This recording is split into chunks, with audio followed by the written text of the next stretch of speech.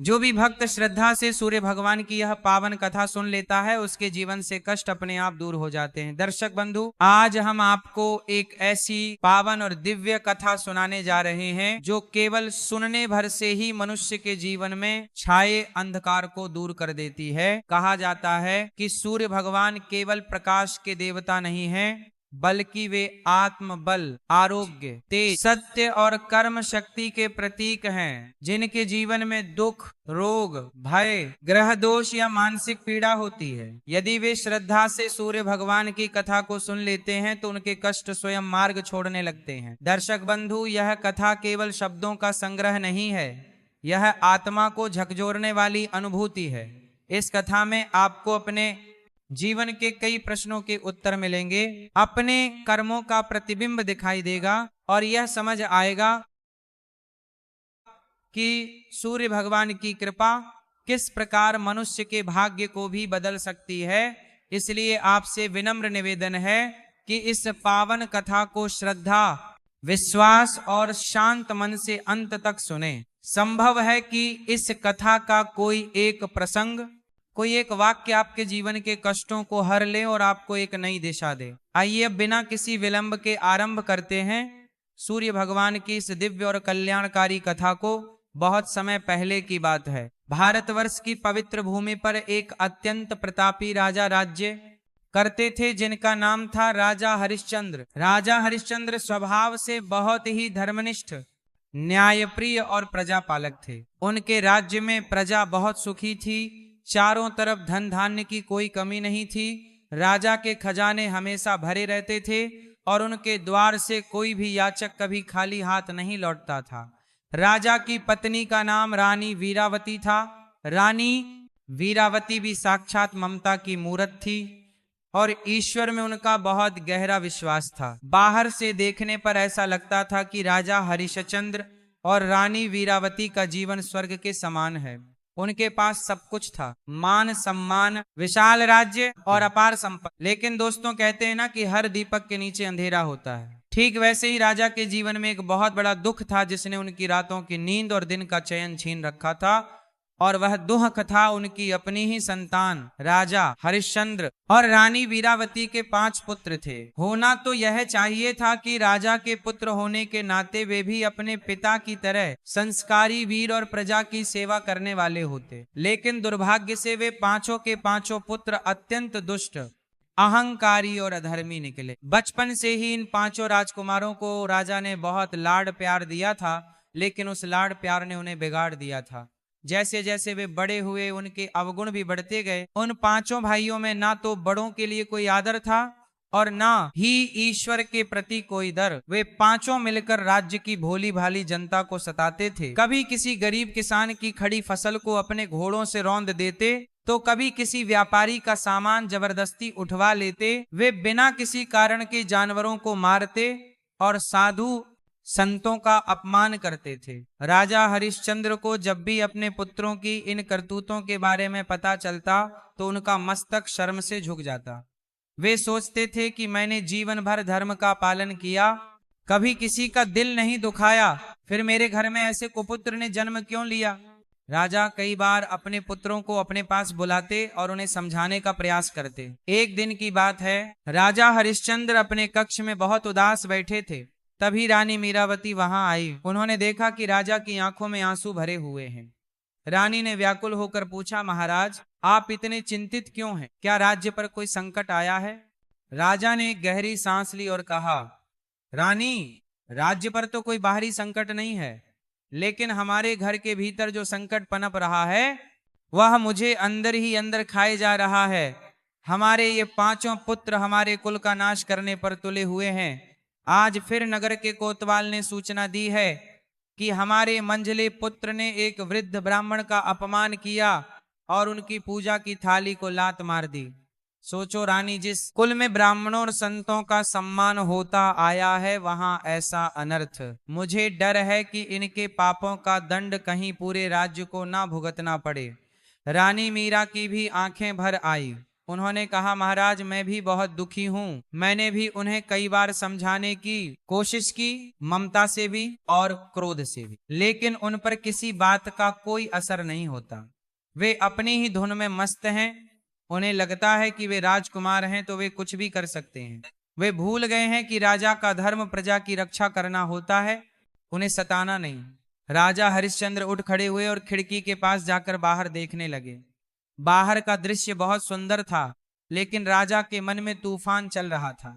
उन्होंने कहा, रानी, मुझे चिंता इस बात की है कि मेरे बाद इस राज्य का क्या होगा। यह पांचों मिलकर इस सुंदर राज्य को नरक बना देंगे। प्रजा त्राही त्राही कर उठेगी। मेरी सारी तपस्या, मेरी सारी कीर्ति धूल में मिल जाएगी। कभी कभी मुझे लगता है कि निस्संतान होना ऐसी दुष्ट संतान होने से कहीं ज्यादा बेहतर था। कम से कम मन पर इतना बोझ तो नहीं होता। राजा की यह बात सुनकर रानी का हृदय कांप उठा। पुत्र चाहे कैसा भी हो, मां के लिए तो वो कलेजे का टुकड़ा ही होता है। लेकिन रानी यह भी जानती थी कि राजा का दुख जायज है।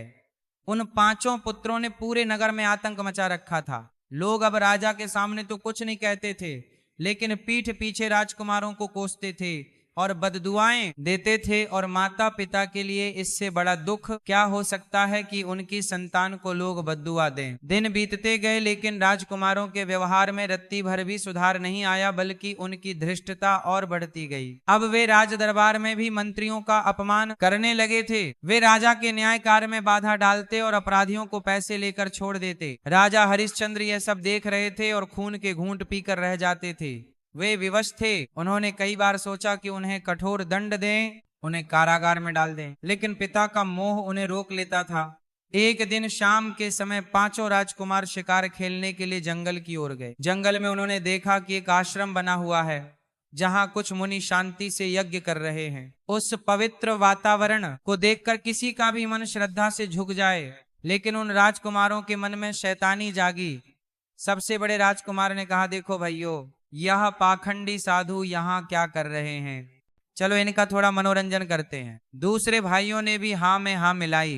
वे अपने घोड़ों को दौड़ाते हुए आश्रम के भीतर घुस गए। घोड़ों की टापों से यज्ञ की वेदी टूट गई। उन्होंने वहां रखे हुए जल के कलशों को फोड़ दिया और रस्सियों के ऊपर धूल फेंकने लगे। नसी मुनि भयभीत होकर इधर उधर भागने लगे। यह देखकर पांचों राजकुमार जोर जोर से हंसने लगे। उन्हें दूसरों को कष्ट देने में पैशाचिक आनंद आता था। उन नस्सियों में एक बहुत ही तेजस्वी और वृद्ध रस्सी थे, जिनका नाम था महर्षि गर्ग। महर्षि गर्ग ने जब देखा कि राजकुल के यह बालक इतना अधम कार्य कर रहे हैं, तो उन्हें बहुत क्रोध आया, लेकिन उन्होंने अपने क्रोध को पी लिया, क्योंकि वे जानते थे कि यह राजा हरिश्चंद्र के पुत्र हैं। उन्होंने शांत स्वर में कहा, राजकुमारों, ये तुम क्या कर रहे हो? ये ऋषि का आश्रम है, यहाँ शांति भंग करना महापाप है। तुम क्षत्रिय हो, तुम्हारा धर्म रक्षा करना है, विध्वंस करना नहीं। लौट जाओ यहाँ से और ईश्वर से क्षमा मांगो। लेकिन राजकुमारों पर तो जैसे विनाश का भूत सवार था। सबसे छोटे राजकुमार ने एक पत्थर उठाया और महर्षि की ओर फेंक दिया। वह पत्थर महर्षि के माथे पर लगा और वहां से रक्त की धारा बह निकली। ये देखकर बाकी भाई भी हंसने लगे और बोले, अरे बूढ़े बाबा, हमें ज्ञान मत दो। ये पूरा जंगल हमारे पिता का है और हम जो चाहे कर सकते हैं। महर्षि गर्ग अपनी चोट से ज्यादा इन बालकों की बुद्धि के विनाश पर दुखी हुए। उन्होंने मन ही मन सोचा कि राजा हरिश्चंद्र जैसा धर्मात्मा और ऐसे राक्षस समान पुत्र यह अवश्य ही किसी पूर्व जन्म का कर्म है। राजकुमार वहां और भी उपद्रव मचाकर आश्रम को तहस नहस करके वहां से वापस अपने महल की ओर लौट गए। वे अपनी इस वीरता पर बहुत खुश थे। उन्हें लग रहा था कि उन्होंने कोई बहुत बड़ा युद्ध जीत लिया है। जब वे महल पहुंचे तो राजा हरिश्चंद्र और रानी वीरावती भोजन की प्रतीक्षा कर रहे थे। राजकुमारों ने आकर बड़े गर्व से अपनी शिकार की कहानियां सुनानी शुरू की, लेकिन उन्होंने ऋषियों के साथ जो किया वह बात छिपा ली। परंतु पाप कभी छिपता नहीं है। थोड़ी ही देर में आश्रम से एक शिष्य रोता हुआ राजमहल के द्वार पर आया। उसने प्रहरियों से कहा कि मुझे अभी इसी वक्त महाराज से मिलना है, बहुत अनर्थ हो गया है। राजा हरिश्चंद्र ने जब उस शिष्य को बुलाया और उसकी बात सुनी तो उनके पैरों तले जमीन खिसक गई। शिष्य ने बताया कि कैसे राजकुमारों ने यज्ञ भंग किया और महर्षि गर्ग को घायल कर दिया। यह सुनते ही राजा का चेहरा क्रोध से तमतमा उठा। ये कोई साधारण अपराध नहीं था और ऋषियों का अपमान और उन पर प्रहार, यह तो राज्य के विनाश का सीधा आमंत्रण था। राजा ने तुरंत अपने 5 पुत्रों को बुलाया। राजा का रूप आज रौद्र था, उनकी आंखें अंगारे की तरह जल रही थीं। 5 राजकुमार पिता का ऐसा रूप देखकर पहली बार थोड़ा घबराए। राजा ने गरजते हुए पूछा, क्या यह सत्य है? क्या तुम लोगों ने महर्षि गर्ग के आश्रम में उत्पात मचाया और उन्हें घायल किया? राजकुमार पहले तो चुप रहे, फिर बड़े बेटे ने ढिठाई से कहा, पिताजी, वे साधु हमारा रास्ता रोक रहे थे और हमें उपदेश दे रहे थे। हमने तो बस उन्हें थोड़ा सा सबक सिखाया है। राजा हरिश्चंद्र क्रोध से चिल्लाए, मूर्खों, तुम जानते भी हो कि तुमने क्या किया है। तुमने साक्षात धर्म पर प्रहार किया है। महर्षि गर्ग का श्राप मेरे पूरे वंश को भस्म कर सकता है। धिक्कार है तुम पर, धिक्कार है तुम्हारे जन्म पर। आज तुमने मुझे कहीं मुंह दिखाने लायक नहीं छोड़ा। राजा का क्रोध शांत नहीं हो रहा था। रानी वीरावती भी ये सुनकर सन्न रह गईं। वे रोते हुए बोली, हे ईश्वर, ये कैसा दिन दिखा दिया। यशियों का अपमान अब क्या होगा? राजा ने उसी क्षण निर्णय लिया। उन्होंने कहा, अब पानी सिर से ऊपर जा चुका है। मैं ऐसे पुत्रों का मुख भी नहीं देखना चाहता जो मेरे और मेरे पूर्वजों के नाम पर कलंक हो। निकल जाओ मेरी आंखों के सामने से। आज से तुम मेरे लिए मर चुके हो। लेकिन राजकुमारों पर इसका भी कोई विशेष प्रभाव नहीं पड़ा। वे वहां से पैर पटकते हुए अपने अपने कक्ष में चले गए। उन्हें लगा कि पिता का गुस्सा है, कल तक शांत हो जाएगा। लेकिन राजा हरिश्चंद्र उस रात सो नहीं पाए। वे पूरी रात अपने कक्ष में टहलते रहे। उनका मन ग्लानि और पश्चाताप से भरा हुआ था। वे सोच रहे थे कि इस पाप का प्रायश्चित कैसे होगा, कैसे अपने पुत्रों को सही रास्ते पर लाएं, या फिर नियति ने उनके भाग्य में यही दोहक लिखा है। अगली सुबह राजा हरिश्चंद्र ने एक कठोर निर्णय लेने की सोची। वे समझ गए थे कि सामान्य दंड या समझाने बुझाने से ये सुधरने वाले नहीं है। समस्या बहुत गहरी है और इसका समाधान भी कुछ विशेष ही होना चाहिए। राजा का मन बहुत अशांत था। उन्हें कोई रास्ता नहीं सूझ रहा था। वे बस यही सोच रहे थे कि आखिर किस देवता की शरण में जाएं, कौन सा उपाय करें जिससे उनके पुत्रों की बुद्धि सुधरे और उनके पाप धुल। तभी राज दरबार में घोषणा हुई कि एक महान तेजस्वी संत देवर्षि के समान ज्ञानी गुरु वशिष्ठ का आगमन हो रहा है। राजा हरिश्चंद्र के मन में आशा की एक किरण जागी। वे नंगे पांव द्वार की ओर दौड़े। गुरु वशिष्ठ का स्वागत किया और उन्हें आदर सहित अपने सिंहासन पर बिठाया। गुरु वशिष्ठ त्रिकालदर्शी थे। वे राजा का चेहरा देखकर ही उनके मन की व्यथा समझ गए। गुरु वशिष्ठ ने शांत भाव से पूछा, राजन, तुम्हारा मुखमंडल तेजहीन क्यों लग रहा है? तुम्हारे राज्य में तो सब कुशल है, फिर यह चिंता की लकीरें तुम्हारे माथे पर क्यों? राजा हरिश्चंद्र गुरु के चरणों में गिर पड़े और फूट फूट कर रोने लगे। उन्होंने अपनी व्यथा सुनाते हुए कहा, गुरुदेव, मेरे राज्य में सब कुशल है, लेकिन मेरा अपना परिवार ही मेरे दोह का कारण बन गया है। मेरे 5 पुत्र दुराचारी हो गए हैं। कल उन्होंने महर्षि गर्ग का अपमान किया। मुझे भय है कि उनके पापों के कारण मेरा वंश और राज्य दोनों नष्ट हो जाएंगे। हे गुरुवर, मुझे मार्ग दिखाइए। मैं एक पिता के रूप में भी हार चुका हूं और एक राजा के रूप में भी लज्जित हूं। क्या मेरे पुत्र कभी नहीं सुधरेंगे? क्या मेरे जीवन में अब केवल अंधकार ही शेष है? राजा का विलाप सुनकर दरबार में सन्नाटा छा गया। रानी मीरावती भी ओट में खड़ी आंसू बहा रही थीं। गुरु वशिष्ठ ने अपनी आंखें बंद की और ध्यान मग्न हो गई। कुछ क्षणों तक दरबार में पूर्ण शांति रही। सब लोग गुरुदेव के मुख से निकलने वाले शब्दों की प्रतीक्षा कर रहे थे। थोड़ी देर बाद गुरु वशिष्ठ ने अपनी आंखें खोली। उनकी आंखों में एक दिव्य चमक थी। उन्होंने राजा की ओर देखा और एक रहस्यमयी मुस्कान के साथ बोले, राजन, निराश मत हो, हर समस्या का समाधान होता है। तुम्हारे पुत्रों की बुद्धि पर पाप का जो पर्दा पड़ा है वह साधारण उपायों से नहीं हटेगा। इसके लिए तुम्हें एक विशेष शक्ति की आराधना करनी होगी, एक ऐसी शक्ति जो अंधकार को चीरकर प्रकाश फैलाती है। राजा ने हाथ जोड़कर पूछा, गुरुदेव, वह कौन सी शक्ति है? मुझे क्या करना होगा? आप जो आदेश देंगे मैं वह सब करने को तैयार हूं, चाहे वह कितना भी कठिन क्यों न हो। गुरु वशिष्ठ ने गंभीर स्वर में कहा, राजन, समस्त जगत में प्रत्यक्ष देवता केवल सूर्य नारायण हैं। सूर्य ही वह देवता हैं जो नित्य अपनी किरणों से संसार के अंधकार को मिटाते हैं। तुम्हारे जीवन और तुम्हारे पुत्रों की बुद्धि में जो अज्ञान का अंधेरा है, उसे केवल सूर्य भगवान का तेज ही मिटा सकता है। तुम्हें और तुम्हारी पत्नी को सूर्य भगवान की शरण में जाना होगा। राजा हरिश्चंद्र ने उत्सुकता से पूछा, प्रभु, हमें सूर्य देव को प्रसन्न करने के लिए क्या करना होगा?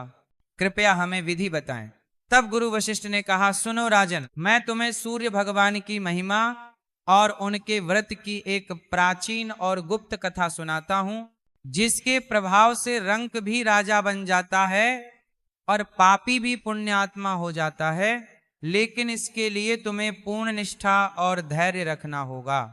गुरु वशिष्ठ के मुख से सूर्य भगवान की आराधना की बात सुनकर राजा हरिश्चंद्र और रानी मीरावती के मन में एक नई उम्मीद की किरण जाग उठी थी। दरबार में सन्नाटा था। सभी दरबारी और मंत्रीगण वह ध्यान से गुरु वशिष्ठ की ओर देख रहे थे। राजा ने अपने आंसू पोंछे और हाथ जोड़कर विनती की, गुरुदेव, हम अज्ञानी हैं, हम नहीं जानते कि सूर्य नारायण की कृपा कैसे प्राप्त की जाती है। कृपा करके हमें वह गुप्त कथा सुने और वह उपाय बताएं जिससे मेरे पुत्रों की बुद्धि शुद्ध हो सके और मेरे कुल पर लगा हुआ यह कलंक मिट सके। गुरु वशिष्ठ ने एक गहरी और शांत श्वास लिया। उन्होंने राजा को धैर्य बंधाते हुए कहा, राजन, ध्यान से सुनो। सूर्य केवल आकाश में चमकने वाला एक गोला नहीं है, वह साक्षात नारायण का स्वरूप है। इस संसार में जो भी प्रकाश है, जो भी जीवन है, वह उन्हीं की देन है। जब व्यक्ति के जीवन में चारों ओर से अंधकार छा जाए, जब अपने भी पराये हो जाएं और बुद्धि काम करना बंद कर दे, तब केवल सूर्य की उपासना ही उसे उस नरक से बाहर निकाल सकती है। गुरुदेव ने आगे कहा, राजन, मैं तुम्हें एक बहुत ही प्राचीन कथा सुनाता हूँ। यह कथा उस समय की है जब धरती पर लोगों को सूर्य व्रत के चमत्कार के बारे में अधिक ज्ञान नहीं था। इस कथा को सुनने मात्र से ही मनुष्य के पाप काटने लगते हैं और मन में श्रद्धा का दीपक जल उठता है। इसलिए तुम और तुम्हारी पत्नी इसे एकाग्र मन से सुनो। राजा और रानी ने अपना सारा ध्यान गुरुदेव के शब्दों पर लगा दिया। गुरु वशिष्ठ ने कथा आरंभ की। बहुत समय पहले की बात है। एक नगर में एक बहुत ही गरीब बुढ़िया रहती थी। उसका कोई नहीं था, वह बिल्कुल अकेली थी। उसके पास न तो धन था, न कोई बहा मकान और न ही कोई सेवा करने वाला, लेकिन उसके पास एक सबसे वही दौलत थी, उसका विश्वास। वह बुढ़िया सूर्य भगवान की परम भक्त थी। उसका नियम था कि वह हर रविवार को सूर्योदय से पहले उठती, स्नान करती और अपने घर के आंगन को गाय के गोबर से लीप कर पवित्र करती थी। इसके बाद वह सूर्य भगवान के लिए भोग बनाती और विधि विधान से पूजा करने के बाद ही स्वयं भोजन ग्रहण करती थी। उसे बुढ़िया का जीवन बहुत सादगी से चल रहा था। सूर्य देव की कृपा से भले ही वह गरीब थी, लेकिन उसके घर में कभी अन्न की कमी नहीं होती थी। उसका स्वास्थ्य हमेशा अच्छा रहता था और उसके चेहरे पर एक अलग ही तेज रहता था। वह जो भी भोजन बनाती वह इतना स्वादिष्ट और बरकत वाला होता कि वह खुद भी खाती और गरीबों को भी खिलाती। यह सब सूर्य देव के उस रविवार व्रत का ही प्रभाव था। गुरु वशिष्ठ कथा सुनाते हुए राजा के भावों को देख रहे थे। राजा हरिश्चंद्र वह में ध्यान से सुन रहे थे। गुरुदेव ने आगे बताया, राजन, समाज की एक कड़वी सच्चाई यह भी है कि जब कोई व्यक्ति सुखी और शांत रहने लगता है तो दूसरों को उससे ईर्ष्या होने लगती है। उस बुढ़िया के साथ भी यही हुआ। उसके पड़ोस में एक दूसरी महिला रहती थी। वह बहुत ही अमीर थी, उसके पास सब कुछ था, लेकिन उसका मन बहुत छोटा था। वह देखती थी कि यह गरीब बुढ़िया जिसके पास कुछ भी नहीं है हमेशा इतनी खुश कैसे रहती है, इसकी काया निरोगी कैसे है और इसके घर में इतनी शांति क्यों है। उस पड़ोसन की ईर्ष्या धीरे धीरे नफरत में बदलने लगी। उसने ध्यान दिया कि यह बुढ़िया हर रविवार को कहीं से गाय का गोबर लाती है और उससे अपना घर लीपती है और उसी दिन वह विशेष पूजा करती है। पड़ोसन ने सोचा कि अगर मैं इसे गाय का गोबर ही ना मिलने दूं तो इसकी पूजा रुक जाएगी, फिर देखूंगी कि ये कैसे खुश रहती है। उस ईर्ष्यालु पड़ोसन के पास अपनी कई गाय थी। वह बुढ़िया अक्सर उसी की गाय का गोबर उठाकर लाती थी जो गाय बाहर सड़क पर कर देती थी। अगले रविवार को उसे दुष्ट पड़ोसन ने एक चाल चली। उसने अपनी गायों को बाहर चरने के लिए छोड़ा ही नहीं। उसने अपनी सारी गायों को घर के भीतर ही बंद कर रखा। बुढ़िया सुबह सुबह उठी, स्नान करके टोकरी लेकर बाहर निकली ताकि गोबर ला सके और आंगन लीप सके। वह पूरा नगर घूम आई, हर गली हर सच का छान मारी, लेकिन उस दिन उसे कहीं भी गाय का गोबर नहीं मिला। बुढ़िया बहुत परेशान हो गई। सूर्योदय होने वाला था और उसका आंगन अभी तक पवित्र नहीं हुआ था। बिना आंगन लीपे वह सूर्य भगवान का आवाहन कैसे करती? बिना पूजा किए वह भोजन कैसे बनाती?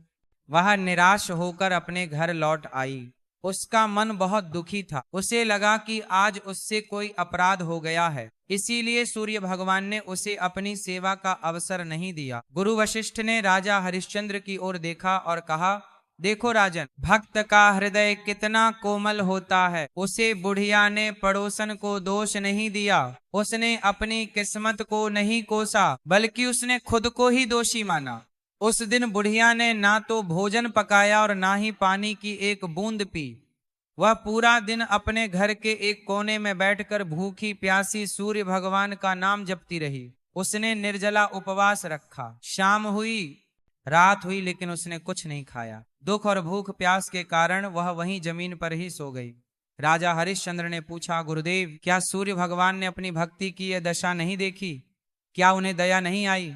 गुरु वशिष्ठ मुस्कुराए। ईश्वर की परीक्षा भी बड़ी अद्भुत होती है राजन, और उनकी कृपा भी। उस रात उस भूखी प्यासी बुढ़िया को नींद में एक अद्भुत सपना आया। उसने देखा कि साक्षात सूर्य भगवान उसके सामने खड़े हैं। उनका स्वरूप इतना तेजस्वी था कि उनकी ओर देखना भी कठिन था, लेकिन उनकी आंखों में माँ जैसी ममता थी। सूर्य देव ने बुढ़िया से पूछा, हे माता, तुम आज इतनी दुखी क्यों हो? तुमने आज भजन क्यों नहीं किया? तुमने मेरी पूजा क्यों नहीं की? बुढ़िया ने सपने में ही रोते हुए कहा, हे प्रभु, मैं बहुत अभागन हूँ। आज मुझे घर लीपने के लिए गाय का गोबर नहीं मिला। मेरा घर अपवित्र था, इसलिए मैं आपकी पूजा नहीं कर सकी। और जब मैंने आपको भोग नहीं लगाया तो मैं स्वयं कैसे खा सकती थी? बुढ़िया की यह निश्चल भक्ति देखकर सूर्य भगवान का हृदय पिघल गया। उन्होंने कहा, माता, मैं तुम्हारी भक्ति से बहुत प्रसन्न हूँ। तुमने अनजाने में ही सही, लेकिन आज रविवार के दिन निराहार रहकर मेरा सबसे कठिन व्रत किया है। तुम्हारी श्रद्धा देखकर मैं तुम्हें वरदान देता हूँ। इतना कहकर सूर्यदेव ने सपने में ही उसे बुढ़िया को एक वरदान दिया। उन्होंने कहा, तुम्हारी यह समस्या हमेशा के लिए समाप्त हो जाएगी। अब तुम्हें गोबर के लिए भटकना नहीं पड़ेगा। मैं तुम्हें एक ऐसी गाय प्रदान करता हूँ जो सभी कामनाओं को पूरा करने वाली है। और राजन, इतना ही नहीं, सूर्यदेव ने कहा, चूंकि तुमने सच्चे मन से मेरा स्मरण किया है, इसलिए न केवल तुम्हें यह गाय मिलेगी, बल्कि तुम्हारे घर के सारे दुख दरिद्र भी सदा के लिए मिट जाएंगे। तुम्हें धन, पुत्र और सुख की प्राप्ति होगी और अंत में तुम्हें मोक्ष मिलेगा। इतना कहकर सूर्य भगवान अंतर ध्यान हो गए। सुबह जब बुढ़िया की आंख खुली तो उसे लगा कि वह कोई बहुत सुंदर सपना देख रही थी। वह अपनी चटाई से उठी और जैसे ही घर के बाहर आंगन में आई तो उसकी आंखें फटी की फटी रह गई। उसने देखा कि उसके आंगन में सचमुच एक अत्यंत सुंदर गाय खड़ी है। वह गाय सामान्य नहीं थी। उसका रंग बादलों जैसा सफेद था और उसके सींग सोने के समान चमक रहे थे। उसके गले में घंटियां बंधी थी जो मधुर स्वर निकाल रही थी। बुढ़िया की खुशी का ठिकाना न रहा। वह दौड़कर गई और गाय के गले से लिपट गई। उसकी आंखों से खुशी के आंसू बहने लगे। उसने मन ही मन सूर्य भगवान को कोटि कोटि धन्यवाद दिया। उसने तुरंत उस गाय को चारा खिलाया और उसकी सेवा में लग गई। अब उसे बुढ़िया के दिन पूरी तरह बदल गए थे। वह गाय जब गोबर करती तो वह गोबर साधारण नहीं होता था, बल्कि वह शुद्ध सोने का गोबर देती थी। राजा हरिश्चंद्र और रानी मीरा यह सुनकर हैरान रह गए। रानी ने पूछा, सोने का गोबर क्या? सचमुच गुरुदेव? गुरु वशिष्ठ ने सिर हिलाया। हाँ देवी, सूर्य की कृपा में असंभव कुछ भी नहीं है। वह बुढ़िया उस सोने के गोबर को बेचती और उससे जो धन मिलता उससे वह गरीबों की मदद करती और सूर्य भगवान के उत्सव मनाती। देखते ही देखते वह गरीब बुढ़िया नगर की सबसे धनवान महिला बन गई। लेकिन धन आने के बाद भी उसका नियम नहीं टूटा। वह अब भी उसी श्रद्धा से हर रविवार का व्रत करती और सूर्य की उपासना करती। लेकिन राजन बुराई इतनी आसानी से हार नहीं मानती। वह ईर्ष्यालु पड़ोसन जिसने गायों को बांधकर बुढ़िया को परेशान किया था, उसने जब देखा कि बुढ़िया के पास इतनी सुंदर गाय आ गई है और वह रातों रात अमीर हो गई है, तो वह जल भुनकर राख हो गई। वह अपनी छत से छिपकर बुढ़िया के आंगन में झांकने लगी। उसने देखा कि बुढ़िया की गाय ने गोबर किया है और वह गोबर सोने का है। पड़ोसन की आंखें लालच से चमक उठी। उसने देखा कि बुढ़िया तो घर के अंदर पूजा कर रही है, उसे पता ही नहीं कि गाय ने गोबर किया है। उसने देखा कि बुढ़िया की गाय ने गोबर किया है। चालाक पड़ोसन ने तुरंत एक चाल चली। वह दबे पांव बुढ़िया के आंगन में कूदी। उसने जल्दी से वह सोने का गोबर उठाया और अपनी एक साधारण गाय का गोबर वहां रख दिया। सोने का गोबर लेकर अपने घर भाग गई। बुढ़िया जब पूजा करके बाहर आई तो उसने देखा कि गाय ने गोबर किया है। उसे पता ही नहीं चला कि गोबर बदल दिया गया है। उसने वह साधारण गोबर उठाया और उसे एक कोने में रख दिया। यह क्रम कई दिनों तक चलता रहा। सूर्य देव की वह दिव्य गाय रोज सोने का गोबर देती और वह लालची पड़ोसन रोज सुबह अंधेरे में आती, सोने का गोबर चुरा ले जाती और अपनी गाय का गोबर वहां रख जाती। बुढ़िया बहुत भोली थी, वह ईश्वर की भक्ति में लीन रहती थी, इसलिए उसे इस छल का पता ही नहीं चला। लेकिन राजन, ईश्वर सब देख रहा होता है। सूर्य देव अंतर्यामी हैं, उनसे कुछ नहीं छिपता। एक दिन सूर्य भगवान ने सोचा कि मेरी यह परम भक्त तो बहुत सीधी है, इसे ठगा जा रहा है।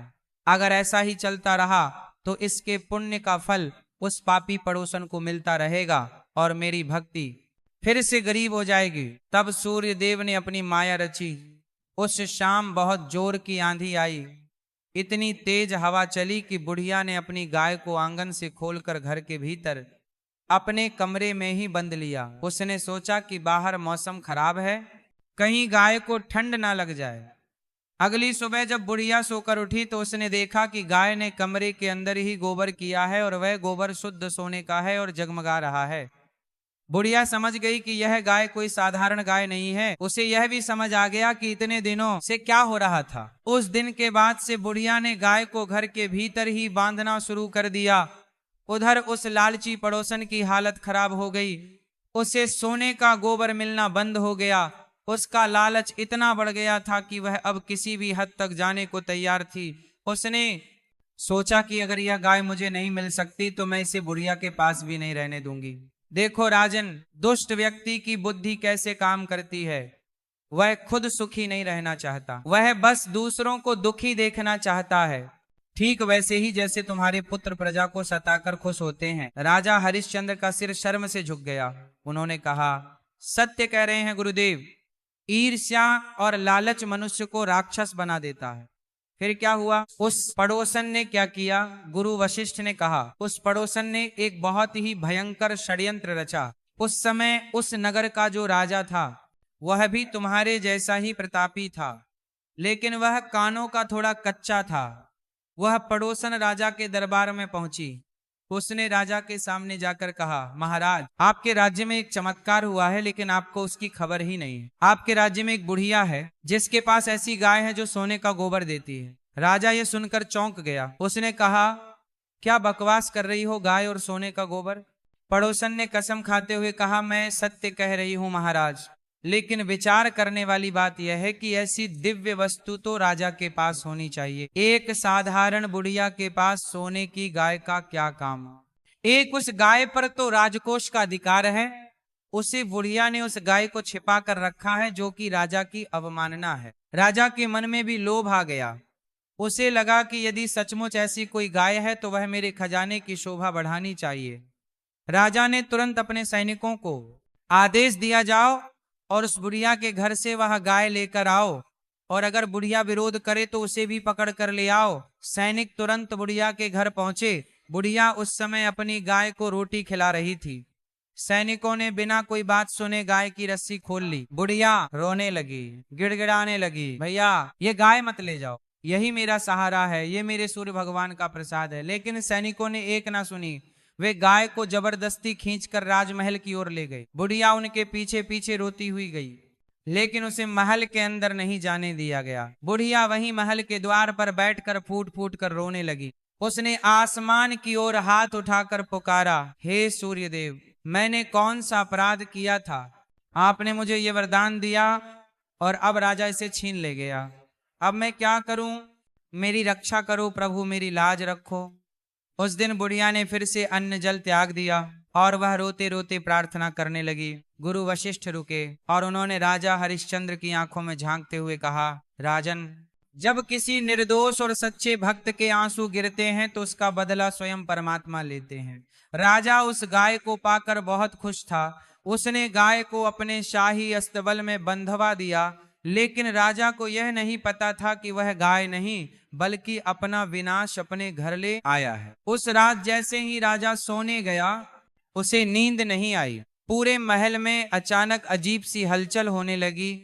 राजा को लगा कि महल की दीवारें हिल रही हैं और फिर राजा ने एक भयानक सपना देखा। उसने देखा कि सूर्य भगवान क्रोधित होकर उसके सामने खड़े हैं और कह रहे हैं, मूर्ख राजा, तूने अपनी शक्ति के अहंकार में एक निसहाय बुढ़िया की लाठी छीन ली है। तूने मेरी भक्ति को रुलाया है। जिस गाय के लोभ में तूने यह पाप किया है, वह गाय तेरे लिए काल बन जाएगी। अगर तूने सुबह होने से पहले वह गाय सम्मान सहित उसे बुढ़िया को नहीं लौटाई तो मैं तेरे पूरे राज्य को भस्म कर दूंगा। तेरा वंश मिट जाएगा और तेरा नाम लेवा कोई नहीं बचेगा। राजा हड़बड़ाकर जाग उठा। उसका पूरा शरीर पसीने से भीगा हुआ था। उसका दिल जोर जोर से धड़क रहा था। बाहर तूफान चल रहा था और महल के ऊपर बिजलियां कड़क रही थी। राजा समझ गया कि यह कोई साधारण सपना नहीं था, यह साक्षात सूर्यदेव की चेतावनी थी। वह डर के मारे कांपने लगा। राजा ने उसी वक्त अपने मंत्रियों को बुलाया, लेकिन रात बहुत हो चुकी थी। राजा को अपनी गलती का एहसास हो गया था कि किसी के बहकावे में आकर उसने कितना बड़ा अनर्थ कर दिया है। वह पूरी रात अपने कक्ष में टहलते हुए प्रार्थना करता रहा कि कब सुबह हो और कब मैं अपनी भूल सुधारो। गुरु वशिष्ठ ने कथा को विराम देते हुए कहा, राजन, यह सूर्यदेव की महिमा का केवल एक छोटा सा अंश है। जो सूर्यदेव एक गरीब बुढ़िया के लिए राजा के महल को हिला सकते हैं, क्या वे तुम्हारे दुख दूर नहीं करेंगे? लेकिन इसके लिए वैसी ही अटूट श्रद्धा और विश्वास की आवश्यकता है जैसी उस बुढ़िया में थी। राजा हरिश्चंद्र पूरी तरह से इस कथा में खो चुके थे। उन्हें लग रहा था जैसे यह कथा नहीं बल्कि उनके लिए ही कोई संकेत है। उन्होंने उत्सुकता से पूछा, गुरुदेव, फिर क्या हुआ? क्या राजा ने गाय लौटाई? और उस दुष्ट पड़ोसन का क्या हुआ जिसने यह आग लगाई थी? गुरु वशिष्ठ मुस्कुराए और बोले, यह सब मैं तुम्हें बताऊंगा राजन, और साथ ही यह भी बताऊंगा कि इस कथा से तुम्हारे पुत्रों का उद्धार कैसे होगा। लेकिन अभी के लिए इतना समझ लो कि सूर्य की शक्ति ही एकमात्र वह उपाय है जो तुम्हारे बिगड़े हुए पुत्रों को सही रास्ते पर ला सकती है। हमें कल से ही सूर्य आराधना की तैयारी करनी होगी। गुरु वशिष्ठ अपनी कथा को आगे बढ़ाते हुए बोले, राजन, उस रात राजा को जो स्वप्न आया था उसने उसकी आत्मा को झकझोर कर रख दिया था। वह समझ गया था कि सूर्यदेव का क्रोध उसके पूरे साम्राज्य को राख कर सकता है। राजा ने सुबह होने का भी इंतजार नहीं किया। जैसे ही आकाश में हल्की सी लालिमा दिखाई दी, उसने तुरंत अपने सेनापति को आदेश दिया कि उस गाय को पूरे सम्मान के साथ सजाया जाए और तुरंत उस बुढ़िया के घर ले जाया जाए। इतना ही नहीं, राजा ने खुद अपने राजसी वस्त्रों का त्याग किया और एक साधारण सेवक की तरह नंगे पैर उस गाय के पीछे पीछे चलने का निर्णय लिया। नगर के लोग यह दृश्य देखकर हैरान थे। जो राजा कल तक अपनी शक्ति के नशे में चूर था, आज वह सर झुकाए हाथ जोड़े एक गाय के पीछे पैदल चल रहा था। यह सब सूर्य देव के उस डर और प्रताप का असर था जो राजा के मन में बैठ गया था। उधर वह बुढ़िया पूरी रात अपने घर के आंगन में बैठकर रोती रही थी। उसकी आंखों के आंसू सूख चुके थे, लेकिन उसकी प्रार्थना नहीं रुकी थी। तभी उसे दूर से घंटियों की आवाज सुनाई दी। उसने सिर उठाकर देखा तो उसे अपनी आंखों पर विश्वास नहीं हुआ। राजमहल के सैनिक मंत्री और स्वयं राजा उसकी गाय को लेकर आ रहे थे। गाय को फूलों की मालाओं से सजाया गया था। राजा ने बुढ़िया के घर के सामने आकर गाय की रस्सी को बुढ़िया के हाथों में थमा दिया और वहीं धूल भरी जमीन पर उसे बुढ़िया के चरणों में गिर पड़ा। राजा की आंखों में पश्चाताप के आंसू थे।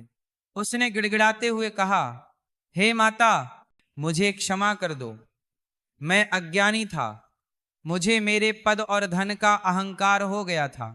मैंने तुम्हारे भोलेपन का फायदा उठाया और तुम्हारा दिल दुखाया। सूर्यदेव ने मुझे दंड दिया है। अगर तुम मुझे माफ नहीं करोगी तो मेरा सब कुछ नष्ट हो जाएगा। बुढ़िया तो साक्षात करुणा की मूर्त थी। उसने राजा को उठाया और उसके सर पर हाथ रखकर कहा, राजन, मनुष्य से भूल हो जाती है, लेकिन जो अपनी भूल सुधार ले वही सच्चा मनुष्य है। मैंने तुम्हें माफ किया। मेरी गाय मुझे वापस मिल गई। मेरे लिए यही सबसे बड़ा सुख है। जैसे ही बुढ़िया ने राजा को माफ किया, राजा के मन का भारी बोझ उतर गया। लेकिन राजन, न्याय अभी अधूरा था। राजा ने खड़े होकर अपनी तलवार निकाली और क्रोधित स्वर में पूछा, माता, मुझे सच सच बताओ, उस दिन दरबार में आकर किसने तुमसे यह गाय छीनने के लिए मुझे उकसाया था? वो कौन थी जिसने यह झूठ बोला कि आपने गाय छिपाई है? बुढ़िया कुछ बोलती उससे पहले ही राजा के गुप्तचर उस कपटी पड़ोसन को पकड़कर वहां ले आए। उस पड़ोसन का चेहरा डर के मारे पीला पड़ चुका था। उसे पता चल गया था कि उसका पाप का घड़ा अब भर चुका है। राजा ने उसे देखते ही पहचान लिया। राजा ने गरजते हुए कहा, दुष्ट स्त्री, तेरी ईर्ष्या और लालच ने न केवल इस पवित्र आत्मा को कष्ट दिया, बल्कि मुझे भी पाप का भागीदार बना दिया। तूने एक राजा को भ्रमित किया और सूर्य देव के कोप को निमंत्रण दिया। पड़ोसन राजा के पैरों में गिरकर भीख मांगने लगी। लेकिन राजा ने कहा, जो दूसरों के सुख से जलता है और निर्दोष को सताता है, उसके लिए मेरे राज्य में कोई जगह नहीं है।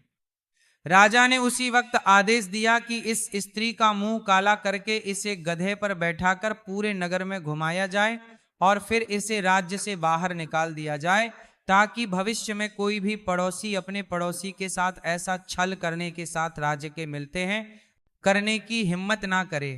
उस दिन उस पड़ोसन को अपने किए की भयानक सजा मिली। उसकी सारी संपत्ति जब्त कर ली गई और उसे अपमानित होकर राज्य छोड़ना पड़ा। उधर राजा ने घोषणा करवा दी कि आज से मेरे राज्य में हर रविवार को सभी लोग सूर्यदेव का व्रत रखेंगे और पूजा करेंगे। उस बुढ़िया की महिमा पूरे राज्य में फैल गई। राजा ने उस बुढ़िया को बहुत सा धन और मान सम्मान दिया, लेकिन बुढ़िया ने वह सारा धन समाज की सेवा और सूर्य भगवान के मंदिरों के निर्माण में लगा दिया। गुरु वशिष्ठ ने कथा समाप्त करते हुए राजा हरिश्चंद्र की ओर देखा और कहा, राजन, यह थी सूर्य भगवान के उस पावन व्रत की कथा। देखो, एक बेसहारा बुढ़िया जिसके पास कोई शक्ति नहीं थी, उसने केवल अपनी भक्ति से न केवल अपनी खोई हुई गाय वापस पाली, बल्कि उसे राजा का अहंकार भी तोड़ दिया और अपनी शत्रु को भी दंड दिलवा दिया। सूर्यदेव अपने भक्तों की रक्षा के लिए किसी भी हद तक जा रहे सकते हैं। राजा हरिश्चंद्र और रानी वीरावती जो बड़े ध्यान से ये कथा सुन रहे थे, उनके मन में एक नई ऊर्जा का संचार हुआ। राजा ने हाथ जोड़कर कहा, गुरुदेव, आपकी इस कथा ने मेरी आंखें खोल दी हैं। मुझे विश्वास हो गया है कि सूर्य देव ही मेरे संकट का निवारण करेंगे। लेकिन गुरुवार मेरे पुत्र तो नास्तिक हैं। वे तो पूजा पाठ में विश्वास ही नहीं करते। वे भला यह व्रत कैसे करेंगे? और यदि व्रत नहीं करेंगे तो उनकी बुद्धि कैसे सुधरेगी? गुरु वशिष्ठ ने गंभीर स्वर में कहा, यही तो मुख्य बात है राजन। जब संतान मार्ग से भटक जाए, जब वह धर्म और कर्म को भूल जाए, तो माता पिता का कर्तव्य और भी बड़ा हो जाता है। तुम्हारे पुत्र अभी अज्ञान के अंधेरे में हैं। वे स्वेच्छा से यह व्रत कभी नहीं करेंगे। इसलिए शुरुआत तुम्हें और महारानी को करनी होगी। तुम्हें एक संकल्प लेना होगा। रानी वीरावती ने पूछा, कैसा संकल्प शिवर? गुरु वशिष्ठ ने समझाया, माता पिता के पुण्य का सीधा प्रभाव उनकी संतान पर पड़ता है तुम दोनों पति पत्नी को आने वाले रविवार से सूर्य षष्ठी का कठिन व्रत आरंभ करना होगा। तुम्हें यह संकल्प लेना होगा कि हे सूर्य नारायण, हम अपने पुत्रों के पापों के प्रायश्चित के लिए यह व्रत कर रहे हैं। हमारे तप का फल हमारे पुत्रों को मिले और उनकी बुद्धि निर्मल हो जाए। जब तुम दोनों सच्चे मन से उनके नाम का व्रत करोगे तो वह पुण्य शक्ति एक अदृश्य ऊर्जा बनकर उनके मस्तिष्क पर प्रभाव डालेगी। राजा हरिश्चंद्र ने दृढ़ता से कहा, हम तैयार हैं गुरुदेव। अपनी संतान को बचाने के लिए हम कोई भी त्याग करने को तैयार हैं। कृपया हमें बताएं कि हमें अब क्या करना है। गुरु वशिष्ठ ने आदेश दिया, राजन, सबसे पहले तो तुम अपने 5 पुत्रों को दरबार में बुलाओ। मैं स्वयं उन्हें एक बार अंतिम चेतावनी देना चाहता हूं और सूर्य देव के तेज का एक प्रमाण उन्हें दिखाना चाहता हूं। हो सकता है कि संत के मुख से निकली वाणी का कुछ प्रभाव उन पर पड़े, जो उन्हें आदर सहित बुलाकर लाओ। राजा ने तुरंत सेवकों को भेजा। कुछ ही देर में 5 राजकुमार दरबार में उपस्थित हुए। उनकी चाल ढाल में अब भी वही अहंकार था। वे बिना सर झुकाए, बिना प्रणाम किए आकर खड़े हो गए। उनके चेहरे पर एक व्यंग्यपूर्ण मुस्कान थी, जैसे वे कह रहे हों कि अब क्या नया नाटक होने वाला है। सबसे बड़े राजकुमार ने गुरु वशिष्ठ की ओर देखकर उपहास करते हुए कहा, पिताजी, आपने हमें इस बूढ़े ब्राह्मण की कहानियां सुनने के लिए बुलाया है। हमारे पास और भी बहुत काम है। हमें शिकार पर जाना है, हमें मदिरापान करना है। ये पूजा पाठ आप जैसे कमजोर लोगों का काम है। ये सुनकर दरबार के सभी लोग सन्न रह गए। गुरु वशिष्ठ का अपमान राजा हरिश्चंद्र क्रोध से कांपने लगे। वे अपनी तलवार निकालने ही वाले थे कि गुरु वशिष्ठ ने उन्हें हाथ के इशारे से रोक दिया। गुरु वशिष्ठ के चेहरे पर क्रोध नहीं बल्कि एक विचित्र शांति थी। उन्होंने राजकुमार की आंखों में आंखें डालकर देखा। उनकी दृष्टि इतनी तीक्ष्ण थी कि राजकुमार को एक पल के लिए अपनी नजरें झुकानी पड़ी। गुरु वशिष्ठ ने भारी और गूंजती हुई आवाज में कहा, राजकुमार, जवानी और ताकत का नशा ज्यादा दिन नहीं टिकता। जिस सूरज को तुम रोज सर के ऊपर देखते हो और जिसे तुम केवल एक आग का गोला समझते हो, वह इस ब्रह्मांड का प्राण है। तुम मेरा अपमान कर सकते हो, अपने पिता का अपमान कर सकते हो, लेकिन उस शक्ति का अपमान नहीं कर सकते जो तुम्हारी सांसों को चला रही है। मंझले राजकुमार ने हंसते हुए कहा, अरे बस कीजिए महाराज, हमें डरिए मत। अगर आपके सूर्यदेव में इतनी ही शक्ति है तो कहिए उनसे कि अभी इसी वक्त कुछ चमत्कार करके दिखाएं। अगर उन्होंने कुछ किया तो हम मान जाएंगे, वरना आप अपना कमंडल उठाइए और यहां से चलते बनिए। पापों का घड़ा भर चुका था। गुरु वशिष्ठ ने एक गहरी सांस ली। उन्होंने समझ लिया कि अब वाणी से नहीं बल्कि विधि से ही काम बनेगा। उन्होंने राजा से कहा, राजन, विनाश काले विपरीत बुद्धि। तुम्हारे पुत्रों ने आज साक्षात अपनी मृत्यु को चुनौती दी है। अब इनके सुधार की गुंजाइश बातों से खत्म हो चुकी है। अब केवल सूर्य महायज्ञ ही एक रास्ता बचा है। गुरुदेव ने राजकुमारों की ओर एक उंगली उठाई और कहा, जाओ अपनी अज्ञानता में जी लो कुछ दिन और। लेकिन याद रखना, जिस दिन तुम्हारे माता पिता का तप पूरा होगा, उस दिन या तो तुम बदल जाओगे या फिर भस्म हो जाओगे। राजकुमार जोर जोर से हंसते हुए और एक दूसरे का हाथ मारते हुए दरबार से चले गए। उनके जाने के बाद दरबार में एक भारी उदासी छा गई। राजा हरिश्चंद्र की आंखों में बेबसी थी। उन्हें लगा कि शायद अब सब कुछ खत्म हो गया है। लेकिन गुरु वशिष्ठ ने राजा के कंधे पर हाथ रखा और कहा, हिम्मत मत हारो हरिश्चंद्र। लोहा जितना तपता है उतना ही मजबूत होता है। आज से ठीक 3 दिन बाद रविवार है। उस दिन हम सूर्य विजय महायज्ञ का आरंभ करेंगे। मैं तुम्हें एक विशेष मंत्र दूंगा। तुम्हें और रानी को अगले 15 रविवार तक बिना अन्न ग्रहण किए केवल फलों पर रहकर यह व्रत करना होगा। क्या तुम यह कर पाओगे? राजा और रानी ने एक स्वर में कहा, हम करेंगे गुरुदेव। हम अपने पुत्रों के लिए अग्नि परीक्षा देने को भी तैयार हैं। और इस प्रकार राजा हरिश्चंद्र के महल में एक महाअनुष्ठान की तैयारी शुरू हो गई। ये केवल एक पूजा नहीं थी, बल्कि यह पाप और पुण्य के बीच का एक युद्ध था। एक तरफ 5 अहंकारी पुत्रों के पापों का पहाड़ था और दूसरी तरफ माता पिता की तपस्या और सूर्यदेव का तेज। 3 दिन बाद रविवार का सूर्योदय हुआ। पूरा राजमहल मंत्रोच्चार से गूंज उठा। राजा और रानी ने पीले वस्त्र धारण किए। उन्होंने अपने हाथों में तांबे के कलश लिए और उगते हुए सूर्य को अर्घ्य दिया। जैसे ही जल की धारा सूर्य के सामने गिरी, वातावरण में एक अद्भुत ऊर्जा का संचार हुआ। लेकिन दोस्तों, मुश्किलें इतनी आसानी से खत्म नहीं होती। जैसे ही राजा ने व्रत शुरू किया, उधर उनके पुत्रों पर इसका उल्टा असर दिखना शुरू हो गया। उसी दोपहर जब राजा और रानी पूजा में बैठे थे, खबर आई कि उनके 5 पुत्रों में अचानक भयंकर झगड़ा हो गया है।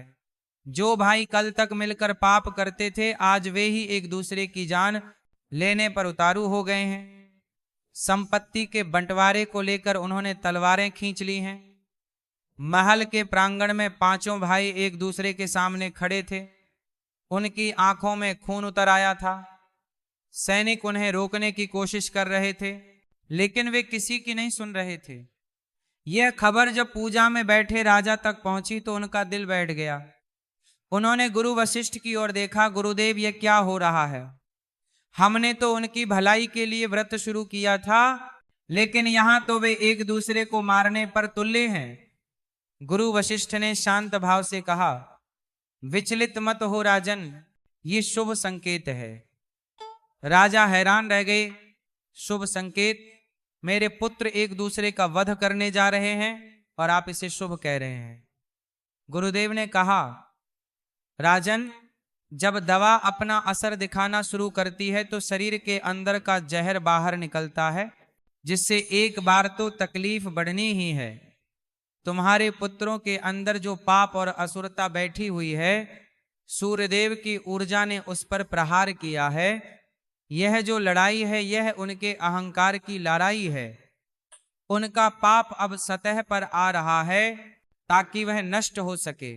तुम अपनी पूजा मत तोड़ना, चाहे कुछ भी हो जाए। अगर आज तुम उठ गए तो वे सचमुच नष्ट हो जाएंगे। बाहर तलवारों की खनखनाहट की आवाजें आ रही थीं और अंदर राजा हरिश्चंद्र अपनी आंखें बंद करके कांपते हुए होठों से सूर्य मंत्र का जाप कर रहे थे। एक पिता के लिए इससे बड़ी परीक्षा और क्या हो सकती थी कि उसके बेटे बाहर लड़ रहे हों और वह उन्हें रोकने के लिए जा भी ना सके। तभी बाहर एक जोर की चीख सुनाई दी। यह चीख सबसे छोटे राजकुमार की थी। रानी वीरावती का कलेजा मुंह को आ गया। मेरा बेटा! वह चीख पड़ी और उठने का प्रयास किया। गुरु वशिष्ठ ने कड़क आवाज में कहा, बैठ जाओ रानी। खबरदार, जो अपना आसन छोड़ा, ये माया है, ये तुम्हारी परीक्षा है। अगर तुम उठी तो तुम्हारा संकल्प टूट जाएगा और फिर कोई शक्ति उन्हें नहीं बचा पाएगी। रानी रोते हुए वापस बैठ गई। उनकी ममता तड़प रही थी, लेकिन धर्म ने उन्हें बांध रखा था। आखिर क्या हुआ था बाहर? क्या किसी राजकुमार की मृत्यु हो गई थी या यह सूर्यदेव की कोई लीला थी? रानी वीरावती का मन उस चीख को सुनकर विचलित हो गया था, लेकिन गुरु वशिष्ठ की चेतावनी और राजा के संकल्प ने उन्हें उस आसन पर बांधे रखा। बाहर जो कुछ हो रहा था वह सामान्य नहीं था। दरअसल महल के प्रांगण में 5 भाइयों के बीच जो युद्ध छिड़ गया था, वह अपने चरम पर था। सबसे बड़े भाई ने गुस्से में आकर सबसे छोटे भाई की गर्दन पर तलवार से वार किया ही था कि तभी आकाश से एक चमत्कार हुआ। बादलों के बीच से सूर्य की एक अत्यंत तीखी और प्रखर किरण बिजली की तरह कौंधी और सीधे उन दोनों भाइयों के बीच आकर गिरी। वह किरण इतनी तेज थी कि उसकी चमक से 5 भाइयों की आंखें कुछ पलों के लिए चुंधिया गई और जिस हाथ में बने भाई ने तलवार पकड़ रखी थी, उस हाथ में एक जोरदार झटका लगा। तलवार उसके हाथ से छूटकर दूर जा गिरी और उसके टुकड़े टुकड़े हो गए। वह से चीख जो रानी ने सुनी थी, वह मृत्यु की चीख नहीं थी, बल्कि वह भय और आश्चर्य की चीख थी। उस छोटे राजकुमार को खरोंच तक नहीं आई थी, लेकिन वह उस आसमानी बिजली के गिरने से डरकर जमीन पर गिर पड़ा था। पांचों भाई जो एक दूसरे को मारने पर उतारू थे, अब हक्के बक्के होकर आसमान की ओर देख रहे थे। आसमान में कोई बादल नहीं थे। फिर यह बिजली कहां से गिरी और उसने ठीक उसी समय वार क्यों किया जब एक भाई दूसरे भाई की हत्या करने वाला था। गर्मी अचानक इतनी बढ़ गई कि उनके पसीने छूटने लगे। उनके घोड़े जो पास ही बंधे थे वे भी रस्सियां तोड़कर भागने लगे। एक अजीब सा भय उन पांचों के मन में बैठ गया। उन्होंने महसूस किया कि कोई अदृश्य शक्ति है जो उन्हें देख रही है और उन्हें रोक रही है। महल के अंदर राजा हरिश्चंद्र और रानी वीरावती ने कांपते हाथों से अपनी पूजा पूरी की। जैसे ही अंतिम आहुति दी गई, बाहर का शोरगुल शांत हो गया। गुरु वशिष्ठ ने राजा को आंखें खोलने का संकेत दिया। राजा ने व्याकुल होकर पूछा, गुरुदेव, मेरे पुत्र क्या वे जीवित है? गुरु वशिष्ठ ने शांत स्वर में कहा, राजन, ईश्वर अपने भक्तों की परीक्षा लेता है लेकिन उसका अहित नहीं करता। तुम्हारे पुत्र सुरक्षित हैं। आज सूर्य देव ने उन्हें केवल एक चेतावनी दी है। वह जो बिजली गिरी थी वह तुम्हारे सत्य के तप की शक्ति थी जिसने तुम्हारे कुल को हत्या के पाप से बचा लिया। अगर आज तुम पूजा छोड़कर उठ जाते तो अनर्थ हो जाता। राजा और रानी ने राहत की सांस ली। उन्होंने सूर्य भगवान को दंडवत प्रणाम किया। शाम को जब राजकुमार वापस महल के भीतर आए तो वे बहुत डरे हुए और सहमे हुए लग रहे थे। वे एक दूसरे से बात भी नहीं कर रहे थे। आज पहली बार राजमहल में शांति थी। कोई शोर शराबा नहीं, कोई मदिरापान नहीं। राजकुमार चुपचाप अपने अपने कमरों में चले गए।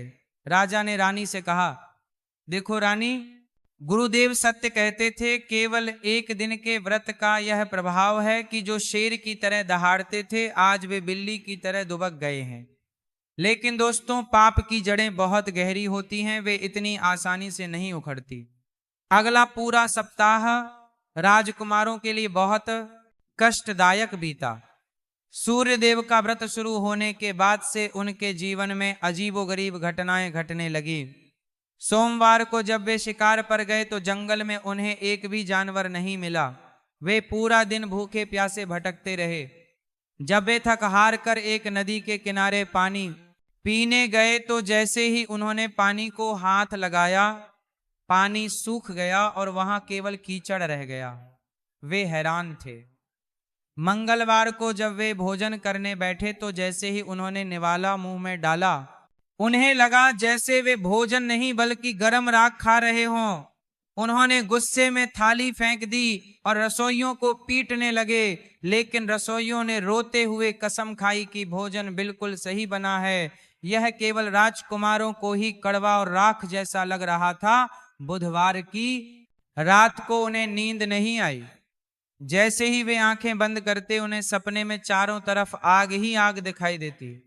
उन्हें लगता कि सूर्य का एक गोला उनके पीछे दौड़ रहा है। वे पसीने से लथपथ होकर जाग जाते। उन पांचों को समझ नहीं आ रहा था कि उनके साथ अचानक ये क्या हो रहा है। वे शारीरिक रूप से कमजोर होने लगे थे। उनका अहंकार अब झुंझलाहट में बदल रहा था। वे समझ गए थे कि यह सब उनके माता पिता के उस पाखंड पूजा की वजह से हो रहा है। अगला रविवार आया। यह व्रत का दूसरा रविवार था। राजा और रानी सुबह सुबह उठकर स्नान करके सूर्य पूजा की तैयारी करने लगे। गुरु वशिष्ठ ने पहले ही चेतावनी दे दी थी कि राजन, आज सावधान रहना। जब पाप पर चोट पड़ती है तो वह पलटवार जरूर करता है। आज तुम्हारे पुत्र तुम्हें पूजा करने से रोकने का प्रयास कर सकते हैं और वही हुआ। राजकुमारों की सहन शक्ति जवाब दी गई थी। वे पांचों एक साथ मिलकर उस स्थान की ओर बढ़े जहां राजा यज्ञ कर रहे थे। उनकी आंखों में गुस्सा था। बड़े राजकुमार ने चिल्लाते हुए कहा, बस बहुत हो गया। पिताजी के इस ढोंग ने हमारा जीना हराम कर दिया है। ना हम खा पा रहे हैं, ना सो पा रहे हैं। आज मैं इस हवन कुंड को ही बुझा दूंगा। न रहेगा बांस, न बजेगी बांसुरी। वे तेजी से यज्ञ मंडप के द्वार पर पहुंचे। राजा हरिश्चंद्र ध्यान में मग्न थे। रानी का ध्यान द्वार की ओर गया और उन्होंने देखा कि उनके पुत्र हाथों में लाठियां और पत्थर लेकर आ रहे हैं। रानी का दिल फिर से घबराया, लेकिन उन्हें गुरु की बात याद थी, रुकना नहीं है। राजकुमार जैसे ही मंडप के प्रवेश द्वार पर आए, एक और अद्भुत घटना घटी। जैसे ही उन्होंने मंडप के अंदर पैर रखने की कोशिश की, उन्हें लगा जैसे वे किसी आग की दीवार से टकरा गए हों। वहां कोई दीवार नहीं थी, केवल हवा थी, लेकिन वह हवा इतनी गर्म थी कि उनकी त्वचा जलने लगी। पीछे हटो मंझला भाई चिल्लाया, यहां तो आग बरस रही है। वे बार बार आगे बढ़ने की कोशिश करते, लेकिन एक अदृश्य शक्ति उन्हें धकेल देती। गुरु वशिष्ठ ने अपनी आंखें खोले बिना ही ऊंचे स्वर में मंत्रोच्चार जारी रखा। वह मंत्र एक सुरक्षा कवच बन गया था। राजकुमार बाहर खड़े होकर गालियां देने लगे, चिल्लाने लगे, पिताजी बंद करो यह सब, आप हमें मारना चाहते हो क्या? राजा के कानों में अपने पुत्रों की आवाजें जा रही थी। एक पिता के लिए यह सुनना कितना कठिन होता है कि उसके बच्चे तड़प रहे हैं। राजा का मन हुआ कि उठकर उन्हें गले लगा ले और कहे कि ठीक है, मैं यह पूजा बंद कर देता हूं। लेकिन तभी उन्हें महर्षि गर्ग का वह श्राप याद आ गया कि तुम्हारा वंश नष्ट हो जाएगा। राजा ने अपने मन को पत्थर कर लिया।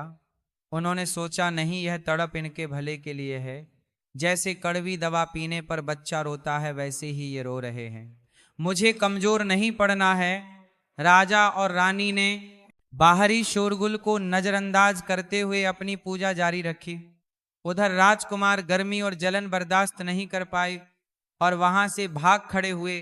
वे जाकर एक ठंडे तालाब में कूद गए। तब जाकर उनके शरीर की जलन कम हुई। उस शाम जब वे पांचों भाई तालाब के किनारे बैठे थे, तो उनके पास एक बूढ़ा व्यक्ति आया। वह व्यक्ति कोई और नहीं बल्कि राजा के ही राज्य का एक कुटिल और दुष्ट मंत्री था, जिसे राजा ने बहुत पहले उसके भ्रष्टाचार के कारण निकाल दिया था। वह मंत्री हमेशा से राजा हरिश्चंद्र से बदला लेना चाहता था। उसने देखा कि यह सही मौका है, बाप और बेटों में दरार पड़ चुकी है। वह कुटिल मंत्री राजकुमारों के पास गया और झूठी सहानुभूति दिखाते हुए बोला, अरे राजकुमारों, ये क्या दशा बना रखी है? आप तो इस राज्य के भविष्य हैं और आज आप ही बेघर होकर यहां तालाब किनारे बैठे हैं। बड़ा दुख होता है ये देखकर।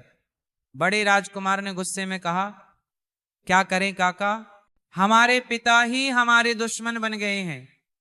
वे किसी साधु के चक्कर में आकर कोई काला जादू कर रहे हैं, जिससे हमारा जीना मुश्किल हो गया है। मंत्री ने कान भरते हुए कहा, राजकुमार, ये कोई साधारण जादू नहीं है। मुझे खबर मिली है कि राजा हरिश्चंद्र और वह वशिष्ठ मिलकर तुम पांचों को राज्य से बेदखल करने की योजना बना रहे हैं। वे चाहते हैं कि तुम पागल हो जाओ या खुद ही राज्य छोड़कर भाग जाओ, ताकि वे यह राज्य अपने किसी प्रिय पात्र को दे सकें या फिर दान कर दें। यह पूजा तुम्हारे भले के लिए नहीं, तुम्हारे विनाश के लिए है। मूर्ख राजकुमारों को यह बात तुरंत सच लग गई। विनाश काले विपरीत बुद्धि। छोटे भाई ने कहा, मैं तो पहले ही कह रहा था पिताजी, हमें प्यार नहीं करते तो अब हम क्या करें? मंत्री ने अपनी चाल चली। देखो, सीधे मुकाबला में तुम उसे साधु वशिष्ठ से नहीं जीत पाओगे। उसके पास मंत्रों की शक्ति है, तुम्हें बुद्धि से काम लेना होगा। अगर तुम उस पूजा को खंडित कर दो तो उस पूजा का सारा फल नष्ट हो जाएगा और राजा का संकल्प टूट जाएगा। फिर वह साधु यहां से चला जाएगा और सब कुछ पहले जैसा हो जाएगा। लेकिन कैसे? राजकुमारों ने एक साथ पूछा। हम तो वहां जा भी नहीं पा रहे, वहां आग की दीवार है। मंत्री ने एक शैतानी मुस्कान के साथ कहा, अगला रविवार आने दो, मैं तुम्हें एक ऐसा उपाय बताऊंगा जिससे न आग जलेगी और न मंत्र काम करेंगे। तुम्हें बस सूर्य देव के भोग को अपवित्र करना होगा। अगर देवता को भोग लग गया तो वे वरदान देने के बजाय राजा को श्राप दे देंगे और फिर राजा डरकर खुद ही ये सब बंद कर देगा। पांचों भाइयों की आंखों में चमक आ गई। उन्हें लगा कि उन्हें जीत का रास्ता मिल गया है। वे नहीं जानते थे कि वे साक्षात विनाश के रास्ते पर जा रहे हैं। सूर्यदेव जो जगत के साक्षी हैं, वे सब देख रहे थे। हफ्ता बीतता गया। राजकुमार अब शांत थे, लेकिन यह तूफान से पहले की शांति थी। वे छिप छिप कर उस दुष्ट मंत्री से मिलते और योजना बनाते। राजा हरिश्चंद्र को लगा कि शायद उनके पुत्र सुधर रहे हैं, क्योंकि अब वे उत्पात नहीं मचा रहे थे। राजा बहुत खुश थे। उन्हें नहीं पता था कि तीसरे रविवार को उनके धैर्य की सबसे बड़ी परीक्षा होने वाली है। तीसरा रविवार आया। यह दिन बहुत महत्वपूर्ण था। गुरु वशिष्ठ ने बताया था कि आज के दिन सूर्य देव की विशेष कृपा बरसती है। राजा और रानी ने बड़े ही पवित्र मन से प्रसाद तैयार किया। उन्होंने गाय के दूध की खीर बनाई, उसमें केसर और मेवे डाले। उस प्रसाद को बड़े ही आदर के साथ सोने के पात्र में रखकर यज्ञ मंडप में रखा गया। यज्ञ शुरू हुआ।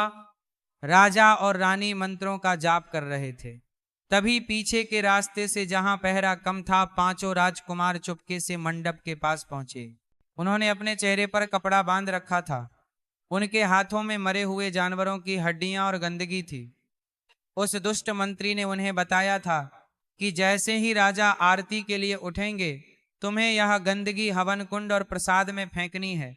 समय आगे बढ़ा। राजा आरती के लिए खड़े हुए। वातावरण एकदम शांत और पवित्र था। ठीक उसी पल राजकुमारों ने इशारा किया और एक साथ दौड़ पड़े। वे चिल्लाए, बंद करो यह नाटक। और उन्होंने अपने हाथों में पकड़ी हुई गंदगी को हवन कुंड की ओर उछाल दिया। राजा हरिश्चंद्र और रानी वीरावती की चीख निकल गई। नहीं, लेकिन दोस्तों, जिसे राखे साइयां मार सके ना कोई, गंदगी हवा में ही थी कि अचानक हवन कुंड से अग्नि का एक विशाल स्तंभ प्रकट हुआ। वह आग इतनी ऊपर उठी कि उसने छत को भी छू लिया। उस आग ने हवा में ही उसे सारी गंदगी को भस्म कर दिया। एक कण भी पवित्र अग्नि या प्रसाद को नहीं छू पाया। और फिर उस अग्नि स्तंभ से एक भयानक गर्जना हुई। वह आवाज इतनी भारी थी कि पूरा राजमहल हिल गया। 5 राजकुमार जो गंदगी फेंक कर खुश हो रहे थे, उस आवाज की तरंग से तिनके की तरह उड़ गए और दूर दीवार से जाकर टकराए। वे बुरी तरह घायल हो गए।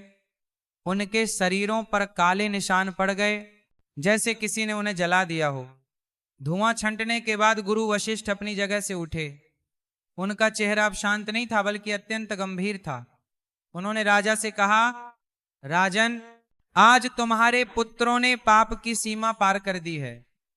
उन्होंने देव कार्य में बाधा ही नहीं डाली, बल्कि उसे अपवित्र करने का प्रयास किया है। अब दंड विधान का समय आ गया है। रानी वीरावती दौड़कर अपने पुत्रों के पास गईं। वे बेहोश पड़े थे। रानी ने रोते हुए गुरुदेव की ओर देखा। गुरुदेव, मेरे बच्चों को बचा लीजिए, उनसे भूल हो गई, वे नादान हैं। गुरु वशिष्ठ ने कहा, रानी, अब बात मेरे हाथ से निकल चुकी है। इन्होंने साक्षात सूर्यदेव को चुनौती दी है। अब इनका न्याय वही करेंगे। लेकिन क्योंकि तुम दोनों ने सच्चे मन से व्रत किया था, इसलिए इनके प्राण बच गए हैं। परंतु अब इनके जीवन में एक ऐसा मोड़ आने वाला है जो इन्हें इनकी असली औकात याद दिला देगा। राजा ने पूछा, क्या होने वाला है गुरुदेव? गुरु वशिष्ठ ने कहा, राजन, अब तक यह राजकुमार होने के अहंकार में जी रहे थे। कल सूर्योदय के साथ ही इनका यह अहंकार टूट जाएगा। सूर्यदेव का श्राप है कि अगले रविवार तक ये 5 भाई अपनी सुध-बुध खो बैठेंगे। ये भूल जाएंगे कि ये राजकुमार हैं। ये दर दर की ठोकरें खाएंगे, भीख मांगेंगे और समाज का सबसे कड़वा सत्य देखेंगे। जब तक इनका अहंकार पूरी तरह गल नहीं जाता, तब तक इनकी वापसी असंभव है। और सचमुच जैसे ही सोमवार का सूरज उगा, राजमहल में एक कोहराम मच गया। 5 राजकुमार अपने बिस्तरों से गायब थे। पहरेदारों ने बताया कि उन्होंने 5 पागलों को फटे हुए कपड़ों में महल से बाहर भागते हुए देखा है। वे अपनी ही धुन में हंस रहे थे और बड़बड़ा रहे थे। राजा हरिश्चंद्र सिर पकड़कर बैठ गए। उनके जिगर के टुकड़े, उनके राजकुमार आज पागल होकर सड़कों पर निकल गए थे। यह दृश्य एक पिता के लिए मृत्यु से भी बदतर था। लेकिन गुरु वशिष्ठ ने कहा, धैर्य रखो राजन, यह सजा नहीं, ये सुधार की प्रक्रिया है। सोना आग में तपकर ही कुंदन बनता है। तुम्हारे पुत्रों को अब जीवन की पाठशाला में सबक सीखने दो। पांचों राजकुमार राजमहल से निकलकर सड़कों पर आ गए थे। उनकी याददाश्त जा चुकी थी। उन्हें याद नहीं था कि वे कौन हैं, उनका पिता कौन है, या वे किस राजघराने से ताल्लुक रखते हैं। वे फटे पुराने कपड़ों में धूल से सने हुए पागलों की तरह नगर की गलियों में घूमने लगे। भूख और प्यास से उनका बुरा हाल था। दोस्तों, वक्त का पहिया जब घूमता है तो राजा को रंक बनने में देर नहीं लगती। जो हाथ कल तक लोगों को कोहे मारते थे, आज वही हाथ लोगों के सामने रोटी के एक टुकड़े के लिए फैले हुए थे। वे जिस दुकान पर जाते दुकानदार उन्हें धक्के मारकर भगा देता। वे जिस घर के सामने जाते लोग उन पर पत्थर फेंकते और कहते, भागो यहां से पागल कहीं के।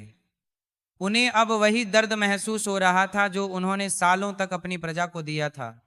जब कोई उन्हें मारता तो उनकी आंखों से आंसू बहते, लेकिन उन्हें बचाने वाला कोई नहीं था।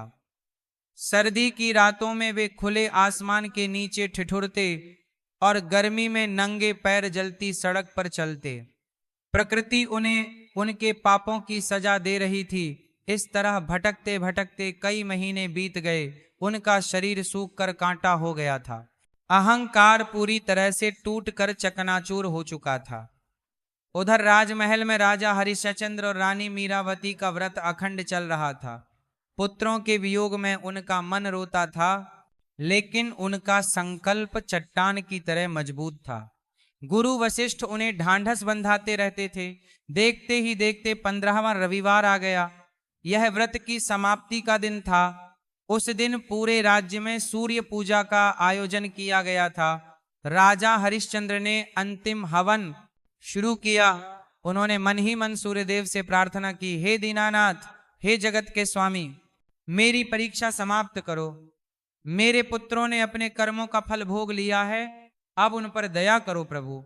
अगर आज आपने मेरी पुकार नहीं सुनी तो संसार का विश्वास भक्ति से उठ जाएगा।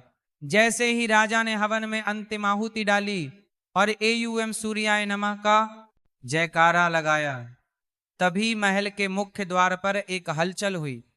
पहरेदारों ने देखा कि 5 भिखारी, जो अब चलने की हालत में भी नहीं थे, घिसटते हुए महल के द्वार तक आ पहुंचे हैं।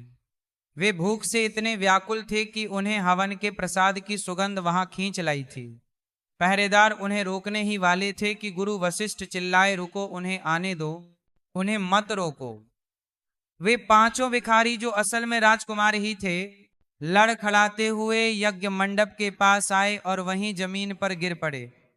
उनकी हालत देखकर रानी वीरावती का दिल फट गया। वे पहचान गईं कि यह फटेहाल भिखारी कोई और नहीं, उनके अपने बेटे हैं। रानी दौड़कर उनके पास गई और उनके धूल भरे सर को अपनी गोद में रख लिया। राजा की आंखों से भी आंसुओं की धारा बह निकली।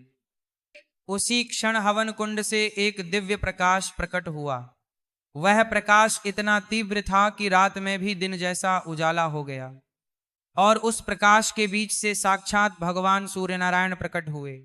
उनके हाथों में कमल थे और चेहरे पर करुणा का भाव था। गुरु वशिष्ठ, राजा, रानी और पूरी प्रजा ने जमीन पर लेटकर सूर्य भगवान को प्रणाम किया। सूर्य भगवान ने अपनी गंभीर और मधुर वाणी में कहा, उठो राजन, तुम्हारी और तुम्हारी पत्नी की तपस्या सफल हुई। मैं तुम्हारे धैर्य से बहुत प्रसन्न हूं। तुमने पुत्र मोह को त्याग कर धर्म का पालन किया है। मांगो, क्या वरदान मांगते हो? राजा हरिश्चंद्र ने हाथ जोड़कर कहा, हे प्रभु, मुझे अपने लिए कुछ नहीं चाहिए, बस मेरे इन अज्ञानी पुत्रों को क्षमा कर दें। इन्होंने अहंकार में आकर बहुत पाप किए हैं, लेकिन अब इन्होंने उसकी सजा भोग ली है। इनकी बुद्धि को शुद्ध कर दें और इन्हें एक नया जीवन दान दें। सूर्य भगवान मुस्कुराए। उन्होंने अपना हाथ उठाया और उन 5 बेहोश राजकुमारों की ओर एक दिव्य किरण छोड़ी। जैसे ही वह सुनहरी किरण उनके शरीरों पर पड़ी, एक चमत्कार हुआ। उनके शरीर के घाव भरने लगे, उनकी काली पड़ी त्वचा फिर से चमकने लगी और उनके फटे हुए कपड़े राजसी वस्त्रों में बदल गए।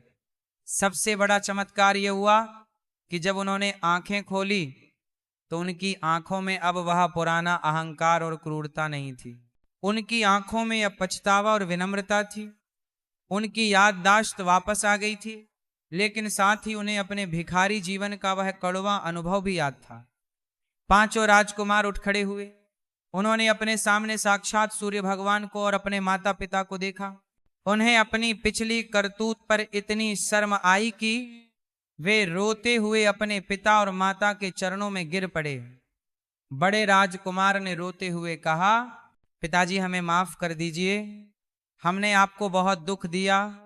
जब हम सड़कों पर भीख मांग रहे थे तब हमें समझ आया कि दर्द क्या होता है और भूख क्या होती है। अब हम जीवन भर कभी किसी का अहित नहीं करेंगे, हम प्रजा की सेवा करेंगे। सूर्य भगवान ने कहा, पुत्रों याद रखना, पद और शक्ति सेवा के लिए होती है, शोषण के लिए नहीं। जिस दिन तुम फिर से अहंकार करोगे तुम्हारा पतन उसी दिन हो जाएगा। आज तुम्हारे माता पिता के पुण्य प्रताप से तुम्हें यह नया जीवन मिला है।